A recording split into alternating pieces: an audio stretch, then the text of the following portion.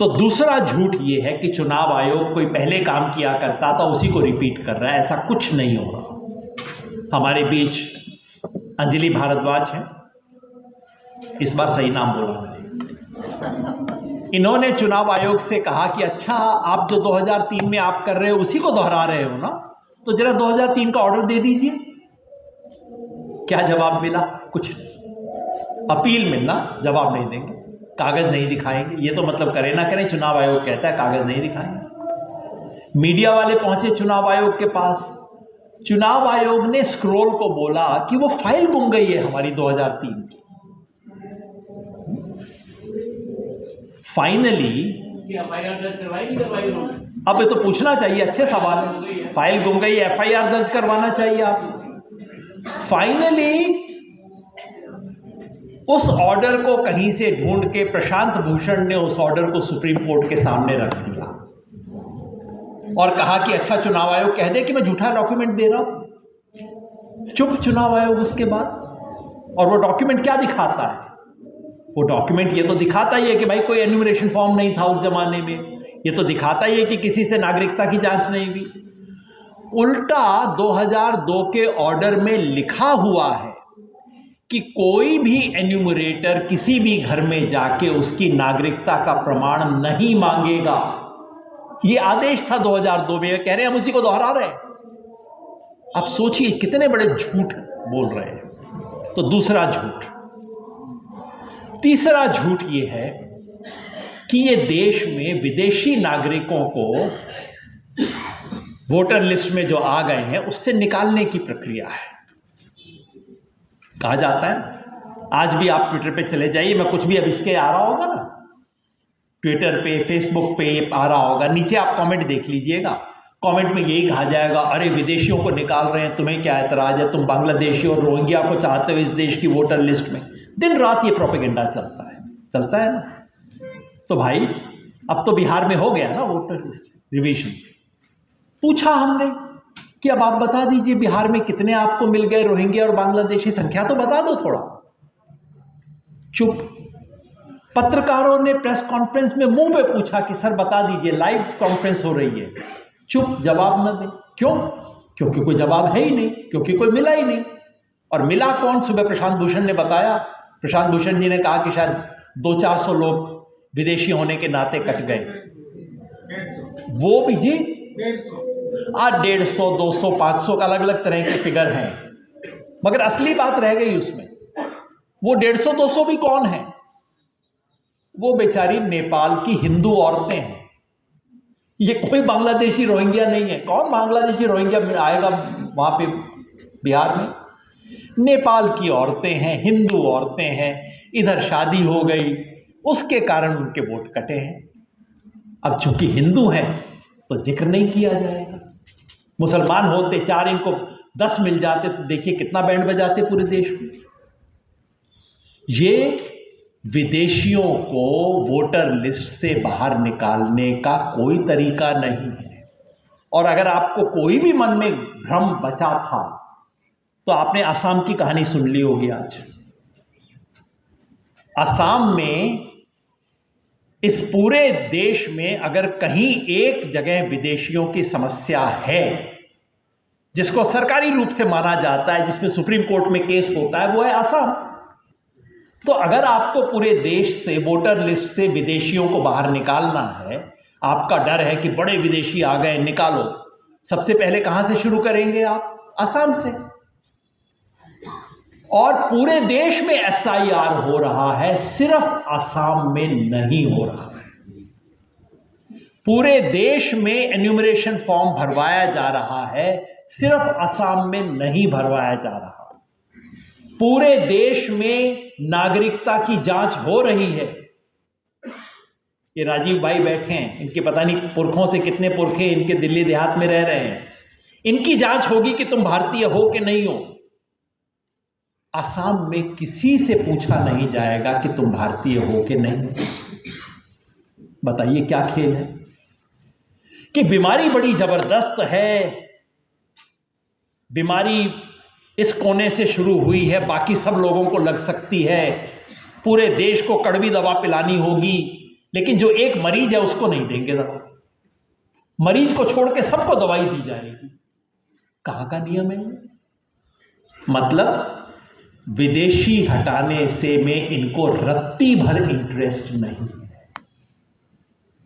और चौथी बात, ये वोटर लिस्ट में संशोधन करने, वोटर लिस्ट की गलतियों को ठीक करने की कोई प्रक्रिया नहीं है। आपने देखा होगा सुप्रीम कोर्ट में हमने एविडेंस पेश किया बिहार का, बिहार की पुरानी लिस्ट का नहीं, बिहार की ड्राफ्ट लिस्ट का नहीं, बिहार की वो जो फाइनल लिस्ट जिसके आधार पर वोट पड़े बिहार में, वो हमने सुप्रीम कोर्ट में दिखाई थी कि उसमें 75,000 नाम ऐसे हैं जो बोगस हैं। मतलब बोगस का मतलब नाम के आगे ब्लैंक, खाली नाम, सिर्फ ई की मात्रा, नाम सिर्फ म, नाम पख ग, ये 75,000 ऐसे नाम बिहार की लिस्ट में हैं। हमने दिखाया कि बिहार की लिस्ट में 5 लाख ऐसे नाम हैं जो उसी कॉन्स्टिट्यूएंसी के डुप्लीकेट हैं। उसी कॉन्स्टिट्यूएंसी में उस व्यक्ति का नाम कम से कम 2 बार, वही व्यक्ति, वही माँ बाप का नाम, वही एज, सब कुछ वही उसका नाम है, नहीं हटाया। चुनाव आयोग का नियम कहता है अगर एक ही मकान में 10 से ज्यादा वोटर हैं तो उसकी फिजिकल जांच होनी चाहिए, क्योंकि मामला संदेहास्पद है। हमने दिखाया कि बिहार में 21 लाख ऐसे मकान हैं जिनमें 3.25 करोड़ लोग रहते हैं वोट देने वाले। जांच हुई? नहीं। और तो और हमने ये भी दिखाया कि बिहार की वोटर लिस्ट में नाम कन्नड़ और तमिल लिपि में लिखे हुए थे। आप विश्वास कीजिए, सुप्रीम कोर्ट में दिखाया था ये सब चीजें हमने। मतलब कि झूठ बोलता तो अब तक मैं अंदर हो जाता। बिहार की वोटर लिस्ट में कन्नड़ और तमिल में नाम लिखे हुए हैं, नहीं बदला उसको। तो इनको वोटर लिस्ट की सफाई करने में कोई दिलचस्पी नहीं है। तो क्या मामला है? ये खेल सफाई का नहीं है, सफाया करने का खेल है। वोटर लिस्ट से लोगों का नाम हटाने, काटने, सफाया करने का खेल है। तो याद रखिए दोस्तों, SIR ना तो वोटर लिस्ट में संशोधन है, ना ये वोटर लिस्ट को साफ करने की योजना है, ना विदेशियों को निकालने का काम है, ना ही कोई पुरानी चीज की पुनरावृत्ति है। SIR इस देश में बहुत बड़े पैमाने पर वोटरों की छंटनी का कार्यक्रम है। इसे आप छंटनी कह दीजिए, इसे आप वोटबंदी कह दीजिए, इसे आप डिसएनफ्रेंचाइजमेंट कह दीजिए, जिस नाम से बोल लीजिए, एक ही इसका उद्देश्य है। बिहार में 65 लाख नाम कटे, कितने नाम जुड़े? हमने सुप्रीम कोर्ट में पूछा। भाई वोटर लिस्ट संशोधन कर रहे हो ना, घर आपके BLO आया, ठीक है 65 लाख आपको गलत नाम मिल गए, पर कुछ तो मिले होंगे जो कि वोटर लिस्ट में होने चाहिए। 65 लाख काट दिए, कितने जोड़े आपने? 0। फिर जब हमने सुप्रीम कोर्ट में इतना हल्ला मचाया तो इन्होंने अब 12 राज्यों के अंदर ये नियम जोड़ दिया है कि नहीं नहीं, आप फॉर्म 6 भी लेके जाइए और जोड़ेंगे भी। उसके आंकड़े भी अब मिलने शुरू हो गए। 97 लाख काट दिए। अब आप देखिएगा तमिलनाडु में कल आंकड़ा आ जाएगा कि फॉर्म 6 के अंदर कितने जुड़े हैं। मेरे ख्याल में 1 लाख भी नहीं जुड़े होंगे। हर जगह यही खेल है। ये शुद्ध काटने की एक्सरसाइज है, जोड़ने से इनको कोई मतलब नहीं है। वोटर लिस्ट की छटाई करने की प्रक्रिया चल रही है। और छटाई क्यों?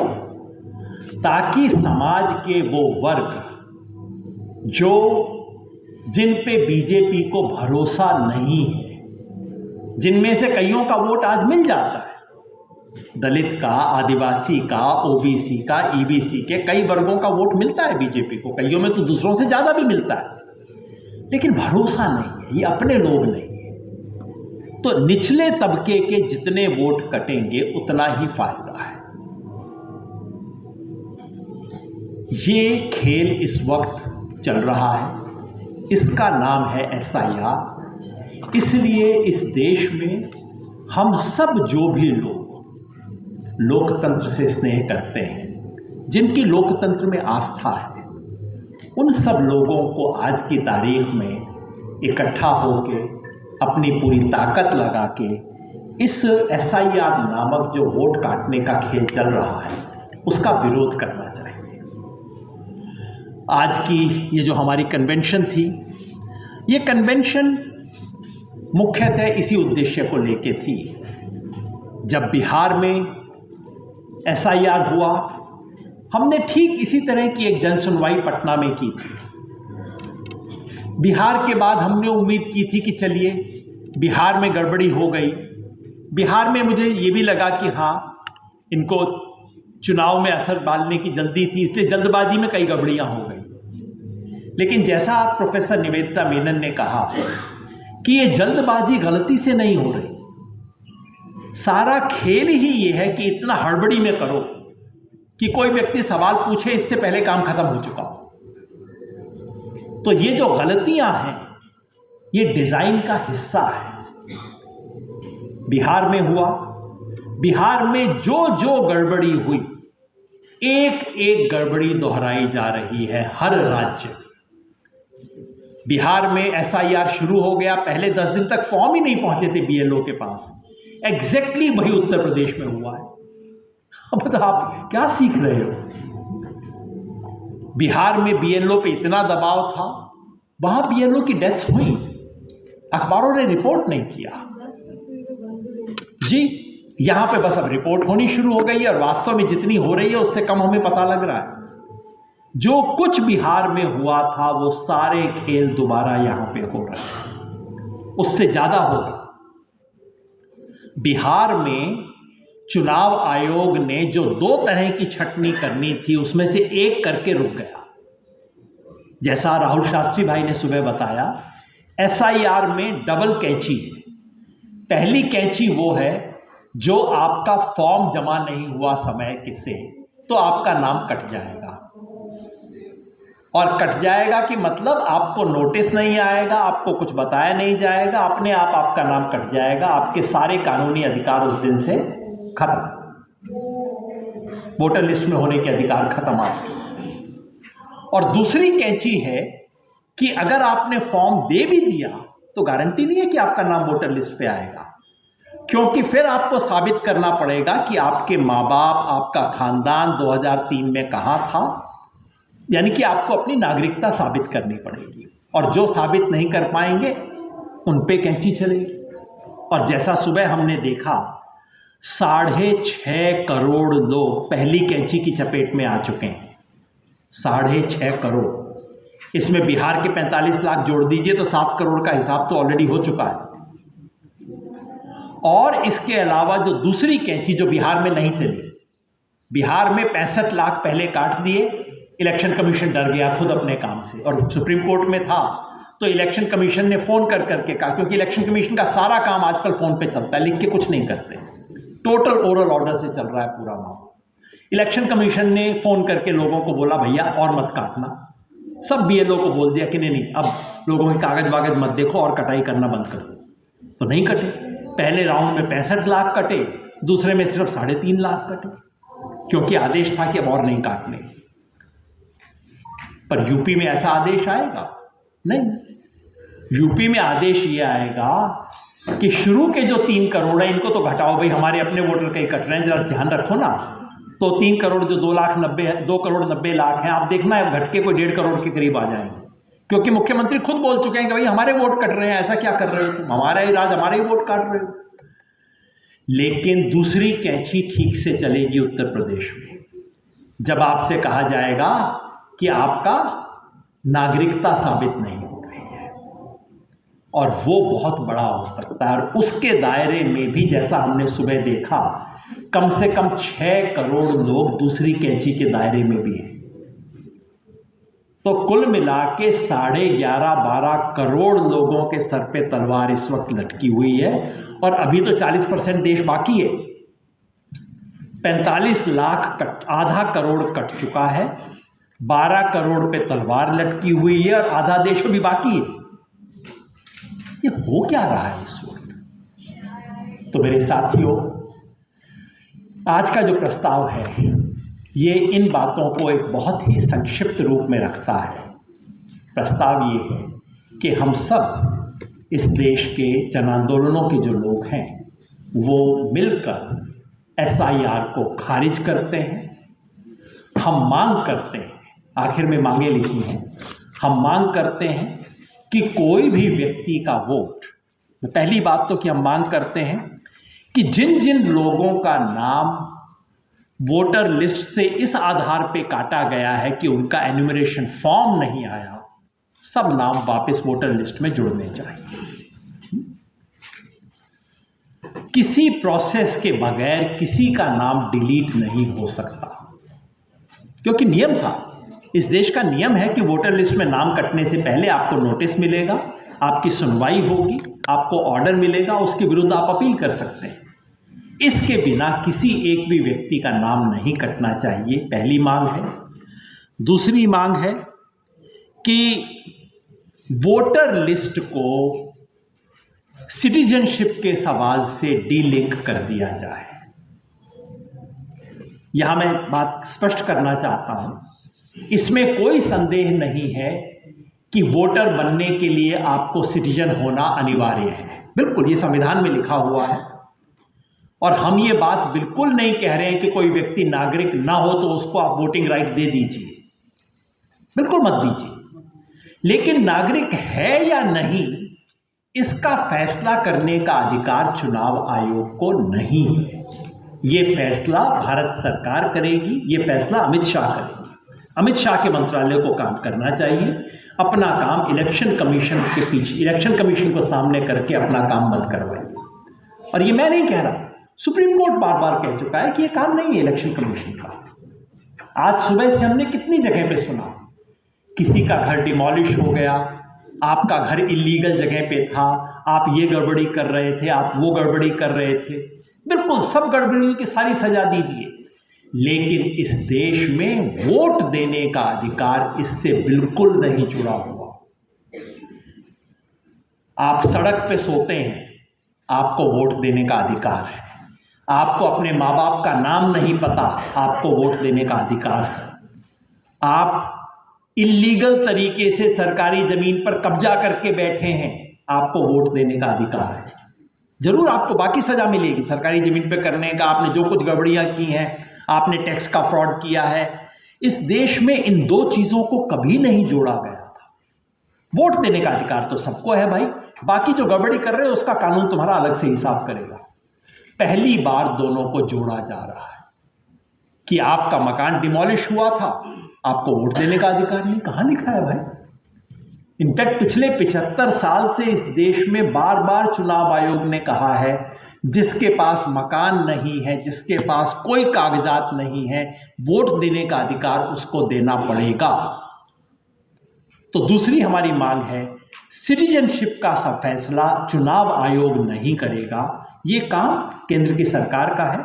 सरकार जब कह दे कि फला व्यक्ति नागरिक नहीं है तो चुनाव आयोग बिल्कुल कांटा लगा दे उसके नाम के सामने, हमें कोई दिक्कत नहीं है। ये तय करना चुनाव आयोग का काम नहीं है। तीसरी मांग हमारी है कि जो इस देश का पुराना कानून था कि जो व्यक्ति वोटर लिस्ट पे है उसको अपनी नागरिकता दोबारा साबित नहीं करनी पड़ेगी, वो नागरिक माना जाएगा। और अगर कोई डॉक्यूमेंट मांगे जाएंगे, जो कि हर नए वोटर से मांगे जा रहे हैं, पिछले 20 साल से मांगे जा रहे हैं, उसमें कोई नई बात नहीं है। आप डॉक्यूमेंट वो मांगिए जो लोगों के पास हो। जो डॉक्यूमेंट आप जानते हैं कि लोगों के पास नहीं है, वो कैसे मांग सकते हो आप लोगों से? ये तो बिल्कुल वही अमेरिका वाला मामला हो गया कि मैंने पहले तय किया कि इसके पास क्या डॉक्यूमेंट नहीं होगा और फिर वही कंडीशन लगाया ताकि ये कमरे में ना घुस पाए। ये तो आप नहीं कर सकते। आप कैसे कह सकते हो इस देश में 75 साल से जो लोगों को जो डॉक्यूमेंट आपने दिए नहीं, मतलब जो डॉक्यूमेंट हैं वो मैं मानूंगा नहीं, जो नहीं है वो मैं मांगूंगा। ये कैसे नियम हो सकता है? तो ये 3 हम मांग कर रहे हैं और इसके साथ साथ हम आह्वान कर रहे हैं इस देश के तमाम संस्थाओं से, तमाम संवैधानिक संस्थाओं से, जिसमें चुनाव आयोग भी शामिल है, जिसमें सुप्रीम कोर्ट भी शामिल है, उनसे आह्वान कर रहे हैं कि वो अपने संवैधानिक दायित्व का निर्वाह करें न्यूट्रल तरीके से, ईमानदारी से। हम आह्वान कर रहे हैं तमाम पार्टियों से, उन तमाम पार्टियों से जिन्हें इस देश के संविधान में आस्था है, कि सब लोग मिलकर इसका विरोध करें। ये सवाल इस वक्त एक दूसरे से उलझने का नहीं है, कम से कम ये एक सवाल है जिस पे इस देश के तमाम उन पार्टियों को जो संविधान के पक्ष में खड़ी हैं, उनको एक होना चाहिए। हम आह्वान कर रहे हैं इस देश के तमाम जन आंदोलनों से, जन संगठनों से, कि हम सब लोग मिलकर इस संघर्ष को लड़ें, क्योंकि SIR का विरोध करना इस देश के आज़ादी के आंदोलन का जो एक हमें हासिल हुआ था, और कुछ मिला या न मिला, वोट देने का अधिकार हर व्यक्ति को मिला था, आज वो छीना जा रहा है। वो उसके विरुद्ध संघर्ष करेंगे, हम सब लोग मिल के लड़ेंगे, और लड़ेंगे तो जीतेंगे।